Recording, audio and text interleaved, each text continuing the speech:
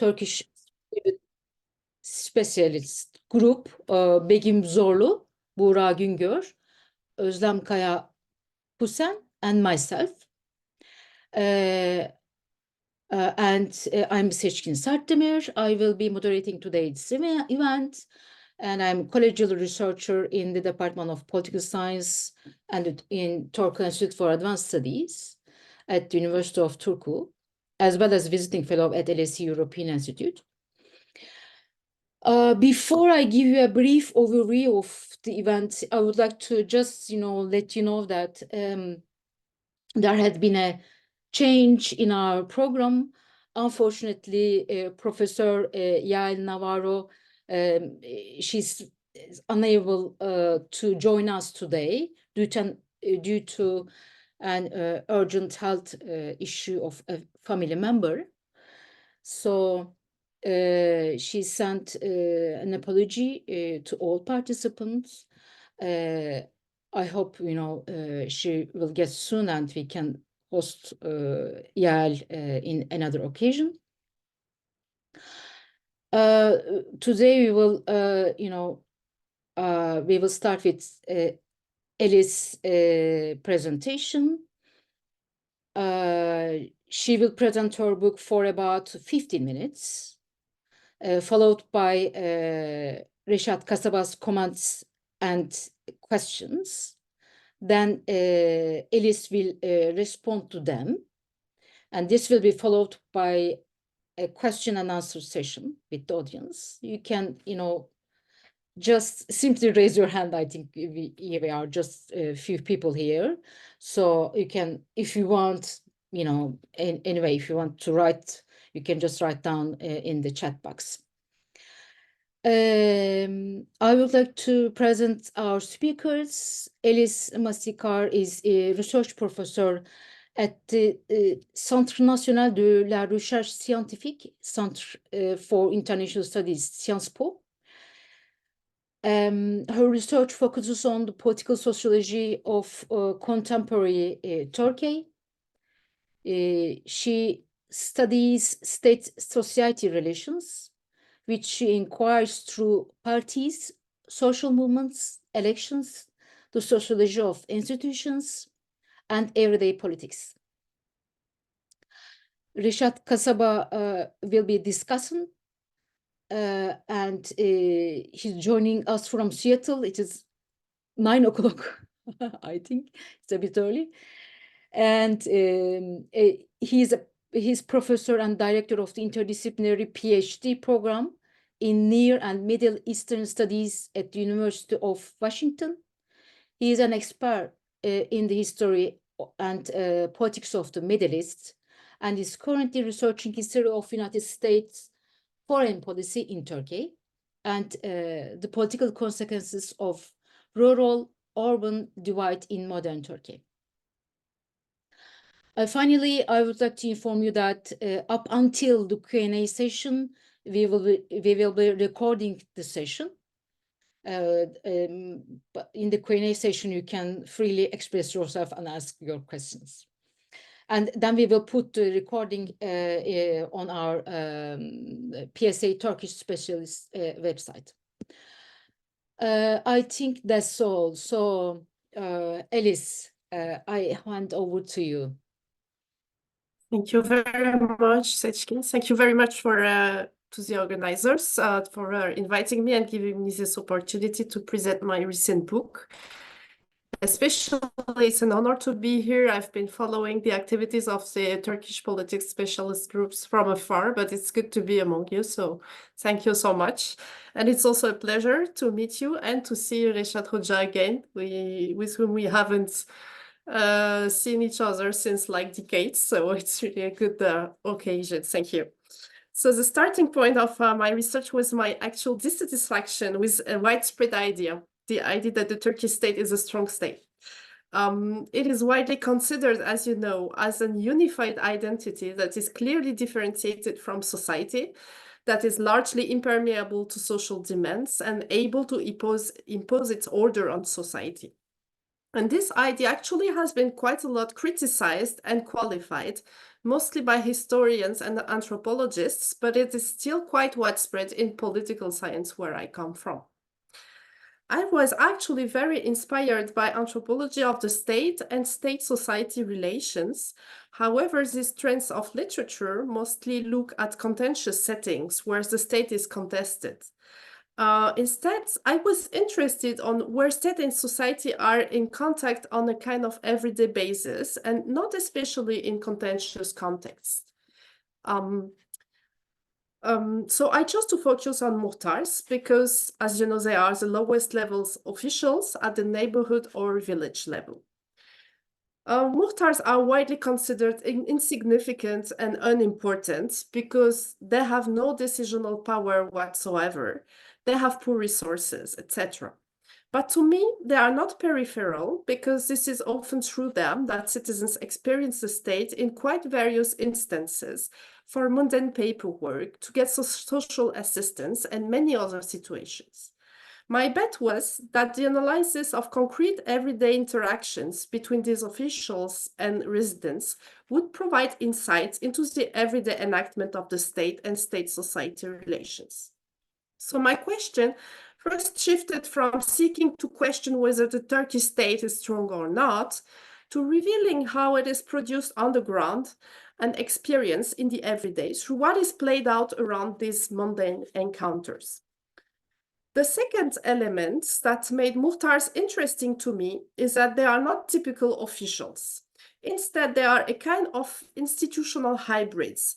There is a kind of very fundamental ambiguity here. They are somewhere in between state officials and elected representatives. They are actually quite similar to street-level bureaucrats, but there is also a big difference, which is that they are not real bureaucrats. They are elected by the residents. So this wholly alters the way muhtars relate to the people whom they administrate, but who are at the same time their constituents. So then we could say, okay, then muhtars are like local elected people, local representatives, maybe like municipal councillors. But here again, they are quite different. First, muhtars are supposed to implement state policies. And second, they are not elected anymore on party tickets, but on quite different bases, like local coalitions. And they enjoy actually other forms of loyalty. That's why I describe muhtars as institutionalized intermediaries between people and the state. It is actually quite interesting to contrast muhtars with bureaucrats, because if you remember well, Weber defines bureaucrats, among other elements, by distance from the people that they administer. On the contrary, the role of muhtars is defined by their proximity with the residents and their embeddedness in the neighborhood or the village. This proximity is both geographical, social, and relational. Geographical because muhtars live in the neighborhood or village. Social because muhtars are actually the closest, actually closer to inhabitants than any other type of officials or local representatives socially. Here you can see on the slides that their education level is often quite low. Even I can see the spelling mistakes I made. So, and that's very important. I will explain why.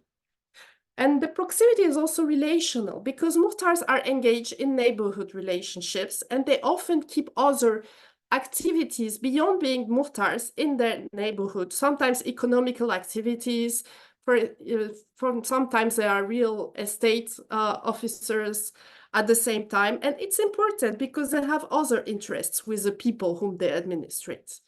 So they officiate in the context of relative interconnectedness where people know each other. And that's very important to me. So why is it so important? Because one of the key responsibilities of the muhtars is to provide certificates, especially resident certificate or poverty certificates, which are a very old actually document, to prove the status of individuals for state institutions. Thus, muhtars play a key role in the official certification of people by the state. And the symbol of that power, because that's also power, is the mühür, the stamp. which is therefore on the cover of the Turkish translation of the book. So here the certificates, so the Muhtar's testimony provides the basis for the production of official papers.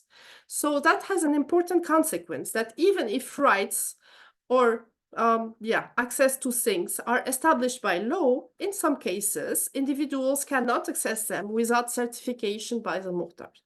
In some cases, not always. But here, for example, you can say to get some assistance. Here you need some, it's not a right, it's an assistance, but private, but it's still, you need this certificate. In order to be able to vouch for the social and economic situation of the residents, Muhtar are expected to know them and to know people and their daily lives. So their main skill is their ability to mobilize knowledge through interconnectedness. And this knowledge that the Muhtars use to vouch for people, it is not written knowledge, it is not universal impersonal knowledge, it is not the official knowledge that you find in the databases. It's experiential knowledge and it's personalized knowledge, and that's very different. So Muhtars work at the very intersection between society and the state. The mediating function actually works both ways round and not only top-down. Muhtars are subject to state injunctions. For example, they are asked to help the police locating suspects, among other things, many other things. But at the same time, they are dependent upon their constituents for re-election. So they are caught up in complex and sometimes contradictory loyalties.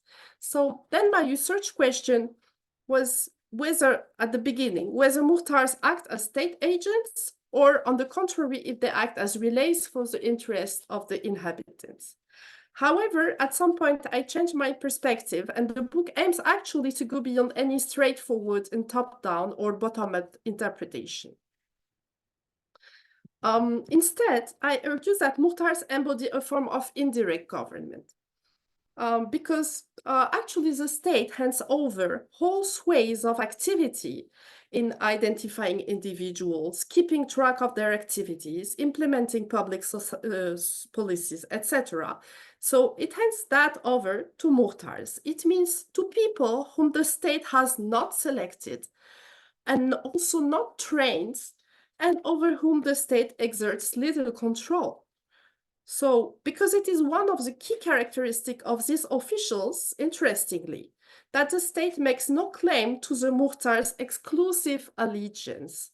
And that's not the way we're used to think about the Turkish state. So that's what interested me, basically. So the challenge that the book addresses is to move beyond viewing this as some kind of shortcoming, or to beyond seeing this as some kind of remain from the past that is going to disappear like next year. Actually Muhtarlık is the oldest still remaining institution from the Ottoman Empire, still working today. And so that says something to some point. So I don't think this is, just a remain of the past. And many observers have tended to think that since at least 1 century that it's going to disappear like next year. But instead, the book tries to analyze the resultant effects of this form of indirect government. So I won't go very much in detail into how I worked and the methodology, etc., but we can go into that in the Q&A if you're interested. Instead, because I don't have so much time, I would like to go not into detail of the findings, but to share with you my very broad conclusions. Well, broadly, it is that this form of street-level governing produces very contrasting political effects. On the one hand, Muhtars do facilitate the relationships of citizens to the state, while on the other hand, creating the image of a negotiable state. So let me develop by beginning with the first dimension. In many ways, Muhtars facilitate the citizens' relationship to the state. They provide a face-to-face and often personalized point of contact between citizens and the state. They embody the exact contrary of bureaucratic indifference as conceptualized by Michael Herzfeld. So it's the contrary of cold bureaucracy, inhuman and impersonal bureaucracy. On the contrary, their social embeddedness generates accessibility and forms of familiarity. Some people would tend to go much more easily to the muhtars than to a bureaucratic administration. And here I said some people, and it's important, it's not all people. So then, of course, the next question is which people tend to go to the muhtars and which people don't. My guess is that you don't tend to go very much to the muhtar, because what I observed is that well-educated people who have a computer don't bother with a visit to the muhtar, but they prefer to get their certificates through e-devlet or, through the internet when they can. It's, it's quicker, etc.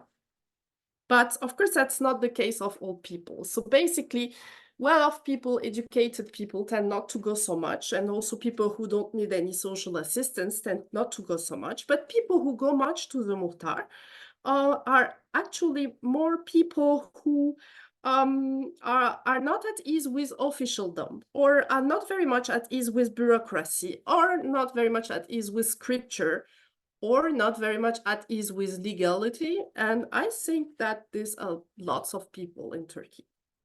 So the muhtar is someone to whom one can easily ask for advice, preach one's cause, or ask for personalized help. And sometimes that's so important. So by employing circuits of familiarity, muhtars can make the state more accessible and amicable to some citizens. Because of their social embeddedness, muhtars do not act and are not expected to act only according to some raison d'etat, like state reason. Their social legitimacy stems precisely from the fairly ambiguous links that they have with the official order. And here I draw on the sociology of organizations, and especially Lipski's seminal work that has shown that low-level bureaucrats never just implement regulations. They play with the rules and they apply them according to their own interests.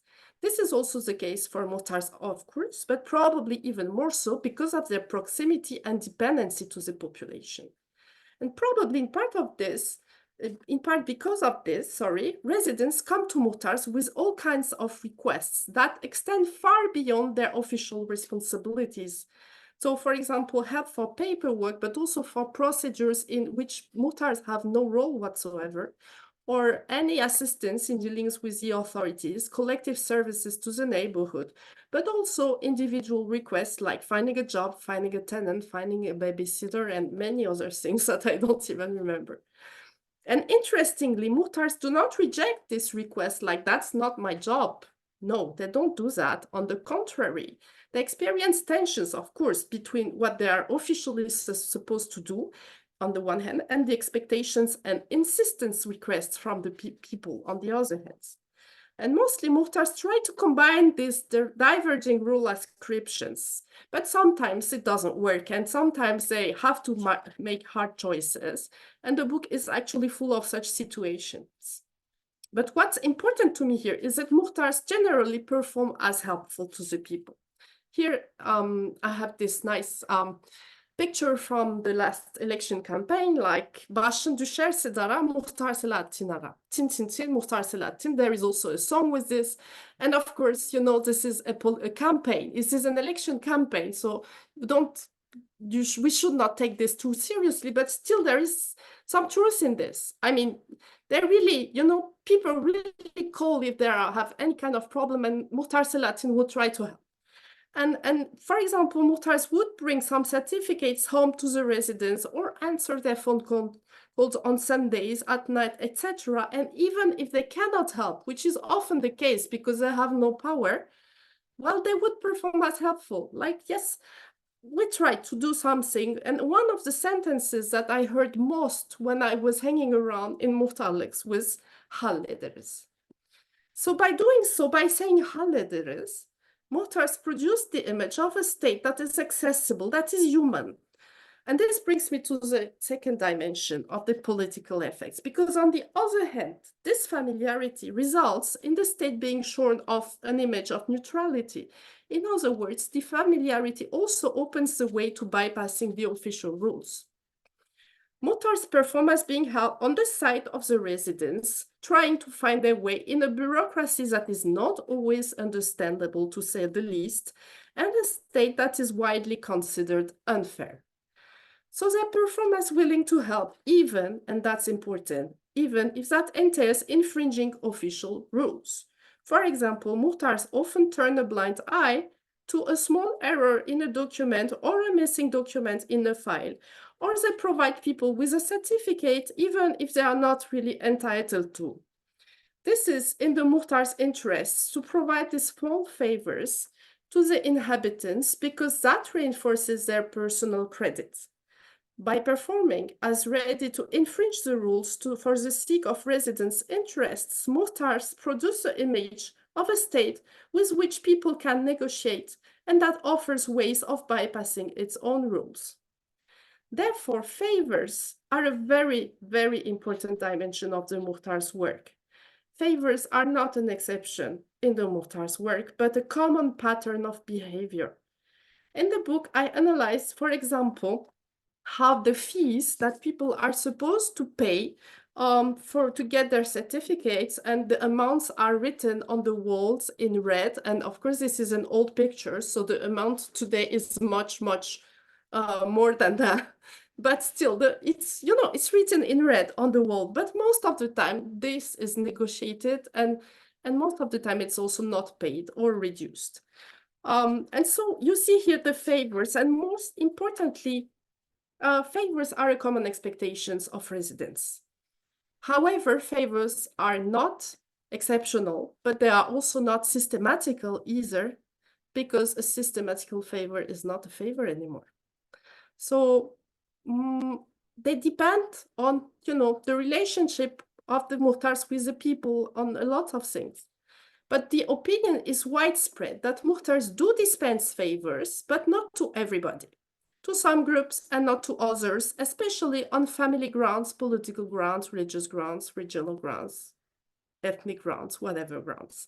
And this idea, widespread idea, in turn fuels feelings of exclusion and distance from the Muhtar among some residents.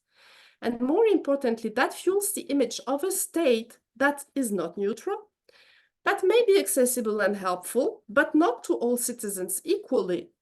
But also at this level, not only on party political lines, which is actually also crucial. By way of a conclusion, I would like to leave you with the following thoughts.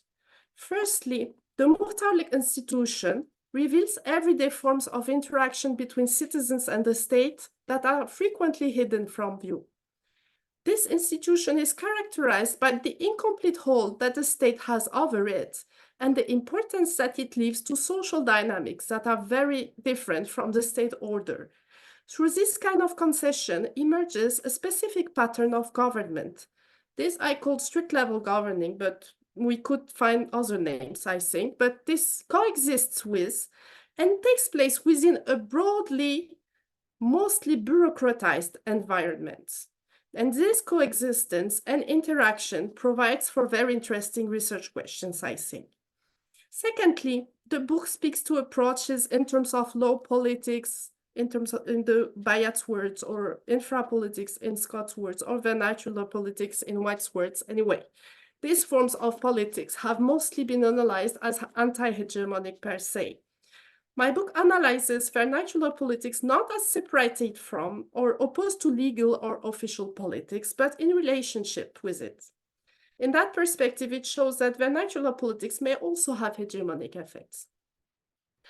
And finally, I have done something incredible here. Maybe you have not noticed, but I'm speaking since 20 minutes and I haven't even mentioned Erdogan and what happened to Turkey in the last 10 years.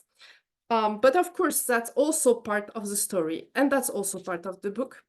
And indeed, so the relative autonomy of the Muhtars has been on the wane in the last years, and its politicization has also increased a lot, but with some limits. And my time is over, so we can also discuss that in the Q&A. Thank you very much for your attention. Thank you so much, Élise, for your very intriguing and entertaining presentation. I have a few questions, but I couldn't ask now. Now the floor is to Reşat Kasaba. He will give his feedbacks and then ask questions, and then you will reply to them. Well, thank you very much, and thank you for asking me to be part of this conversation. It is very rare at this stage, actually. We read a lot of things about Turkey and lots of interesting things, but rarely you come across a book that deals with a topic that is on some level, it's very common sense, because muhtarlık is everywhere. Everybody knows a muhtar, and people have had experiences. But it's also something that nobody really thought about really that seriously. And then when you read Elise's book, it's, of course, it's very kind of really interesting for first of all, even though it's everywhere, people haven't really dealt with it, and that's an interesting question. And then when you kind of find out that it is an organization that has little resources and little formal kind of recognition in some ways, despite that, it has existed for such a long time. So those two things in and by themselves really make this, dealing with those questions, make this a really interesting book.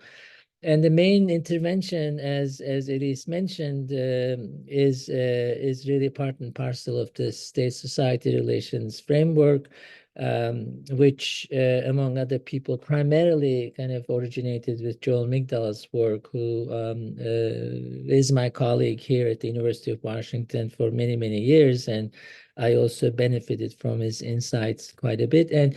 And he and the book, Elise's book, really follows from that framework, in the sense that this question, what happens when the state actually interacts with society? What happens on that kind of border, overlapping area, in a set of relationships?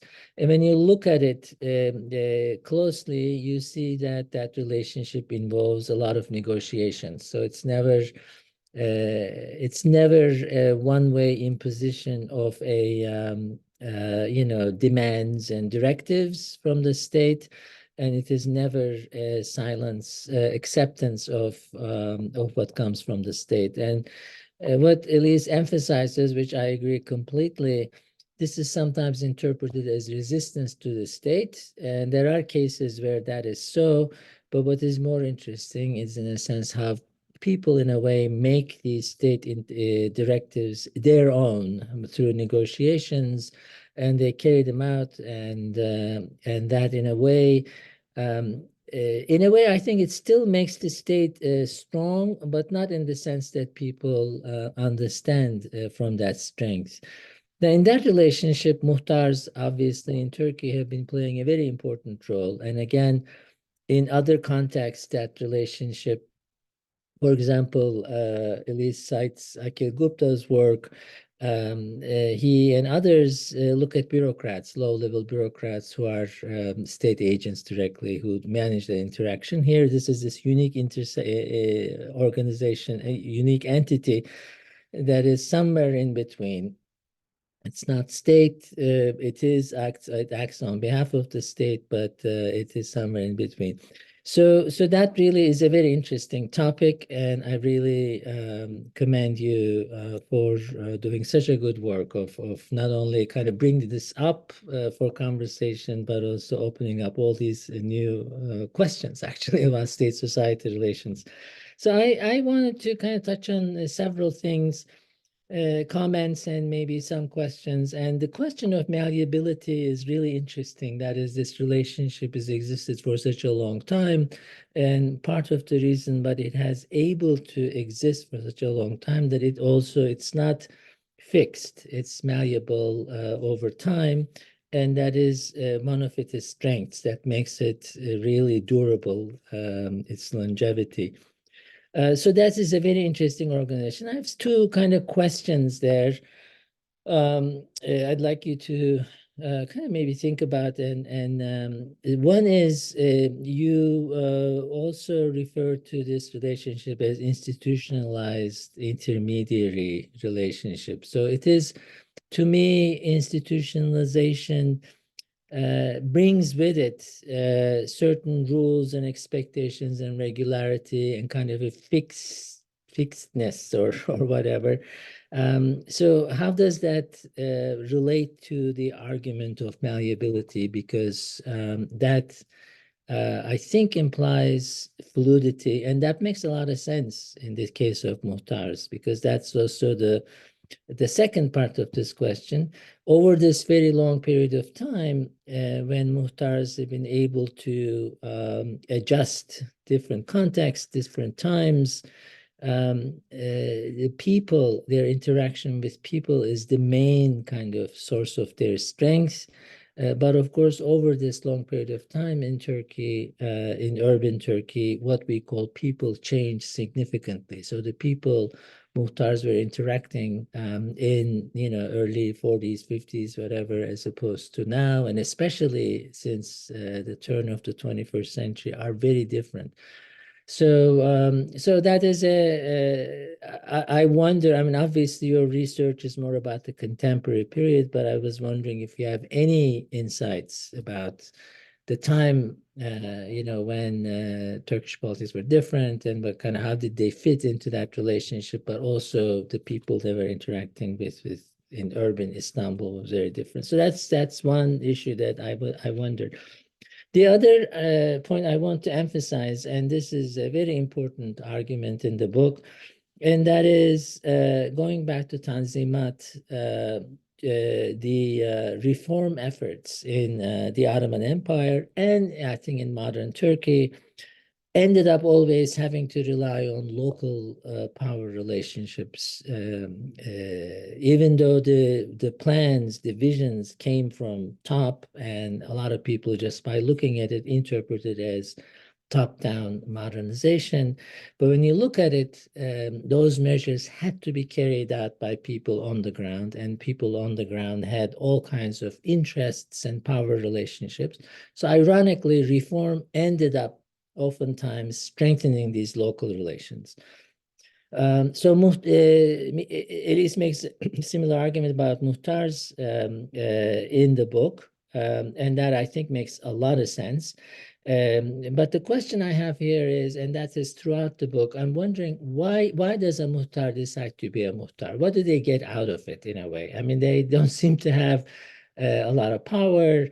I guess the respect or people coming and asking them things and at least appearing to be able to do things, that may give some satisfaction, but it doesn't look like they get a lot of money out of it. There's no income.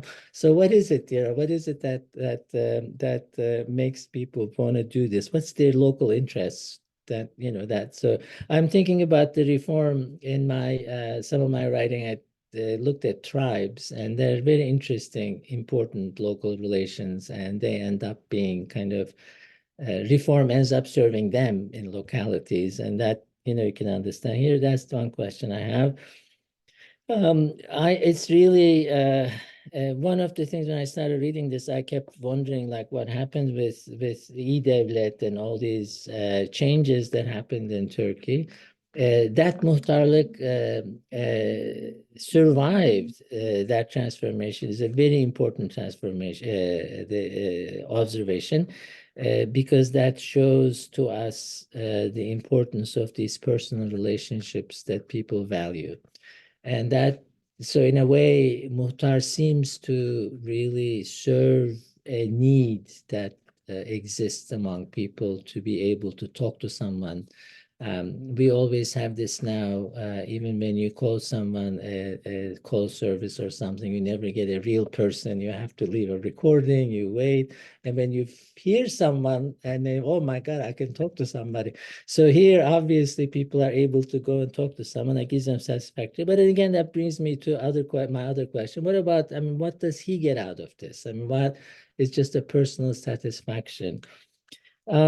So that is the other question that I had, and some specific questions. The last one is with what you ended your presentation with, this really interesting spectacle that we watched, Erdogan inviting all these thousands of muhtars to the presidential palace, and then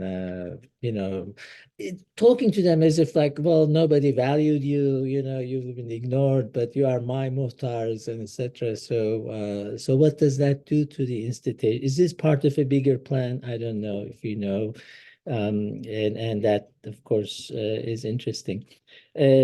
Finally, I saw in your slides and that the seal of Muhtar says Türkiye Cumhuriyeti Muhtarlığı. So what that means exactly?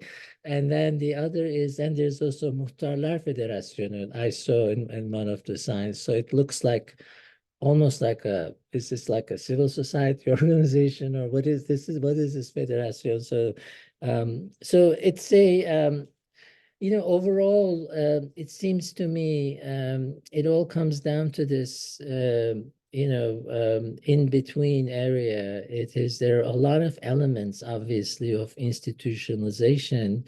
But if you carry that too far, if muhtars become really institutionalized and formalized, and if they really become part of Erdogan's vision of this new Turkey, if he succeeds in incorporating them into his plans, then it seems to me that they may end up losing this element that has given them this longevity and this strength. So that's more maybe speculation for what's going on right now. So just I wanted to mention that. So in overall, I think this is really really excellent, and I'm really glad to see that it's been translated into Turkish too.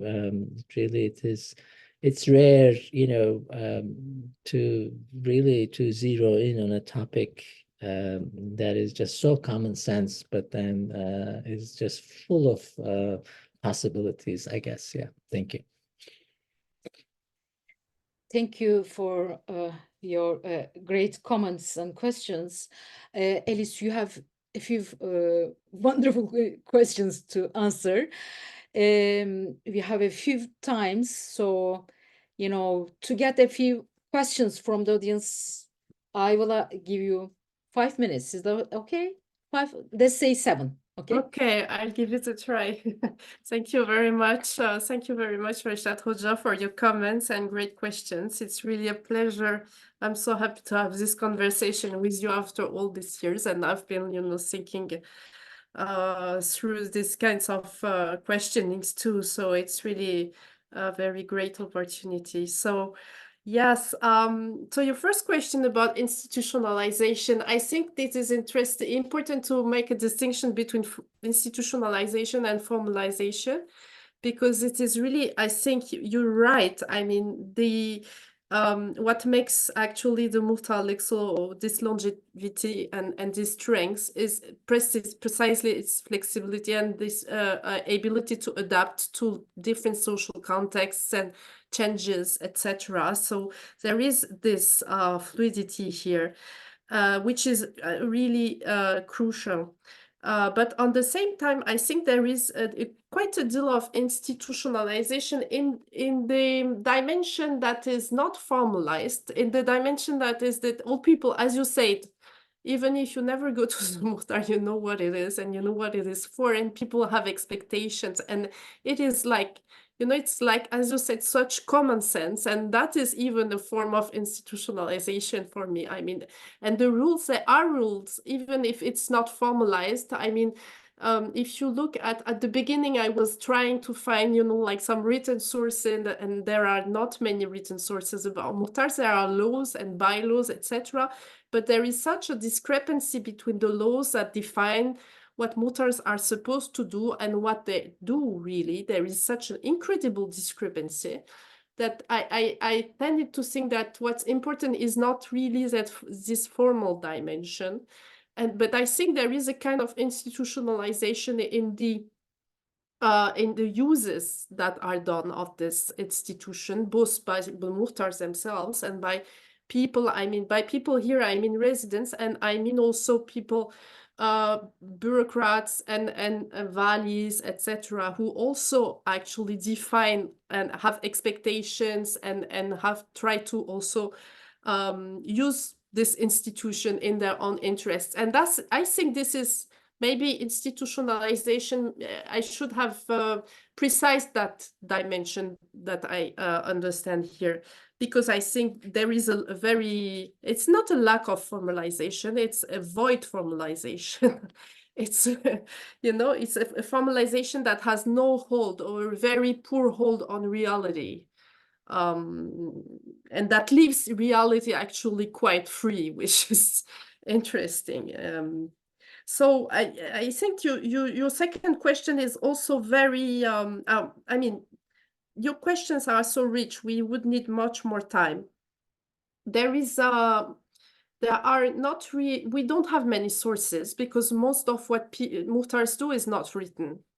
So for the past uses, it's hard. I mean, there are ways to approach what Muhtars have been doing, with which kinds of people they have been in interacting with, and etc. But it's, you know, it's not at all systematical. But I think the best here, the only really great work that I found is Can Behar's book on fruit vendors in, I don't remember the name, Kasap İlyas, I think, Mahalle.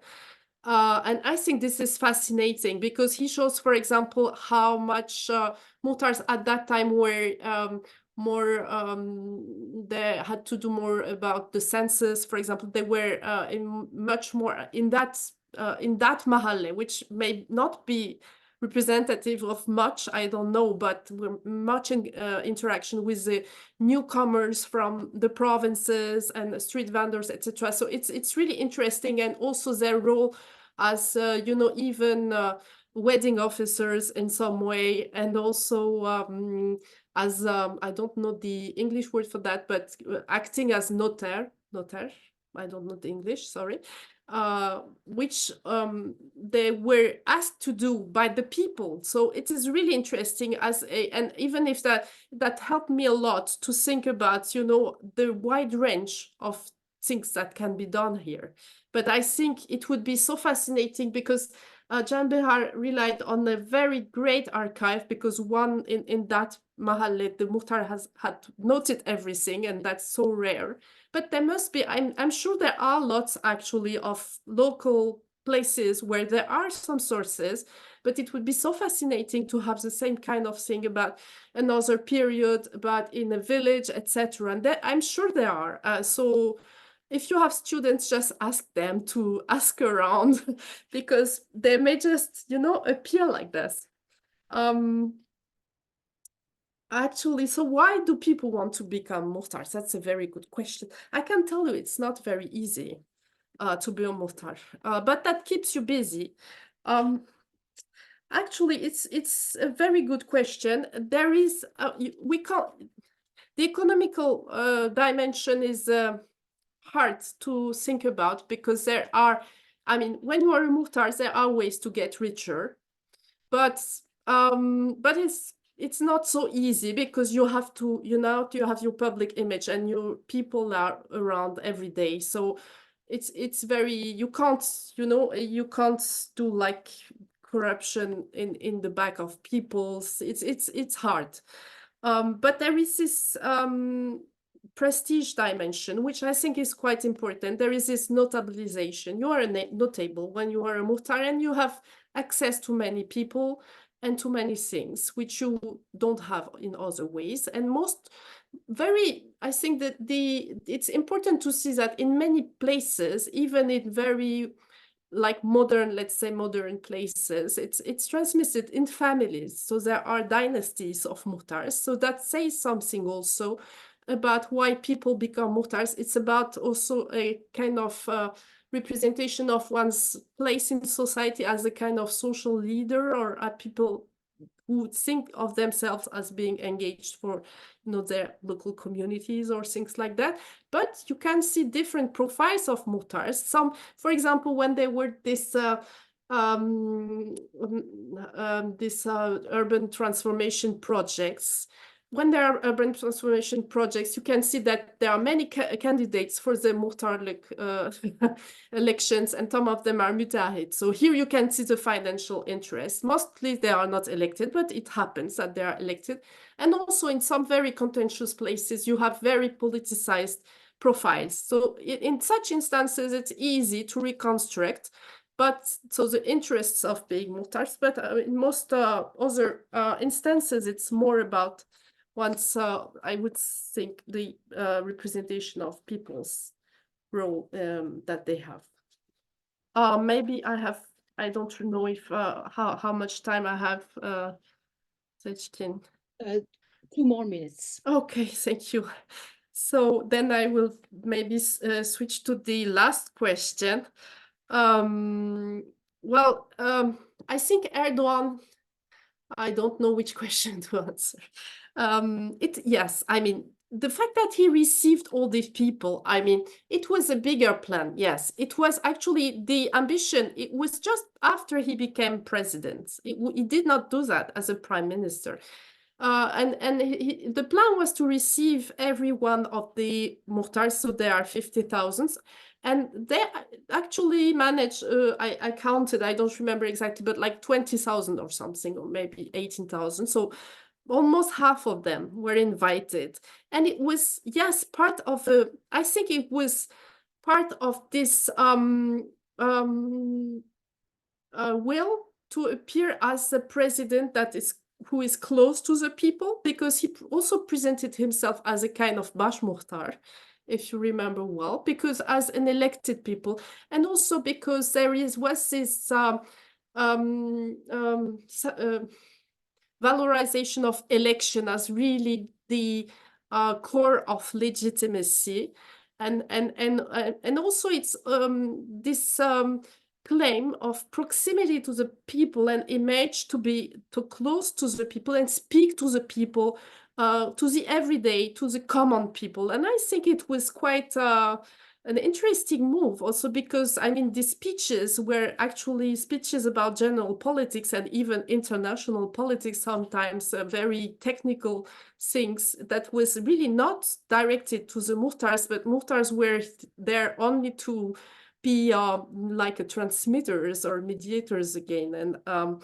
And so I think it was also here I think that you really it's very relevant what you said, that but actually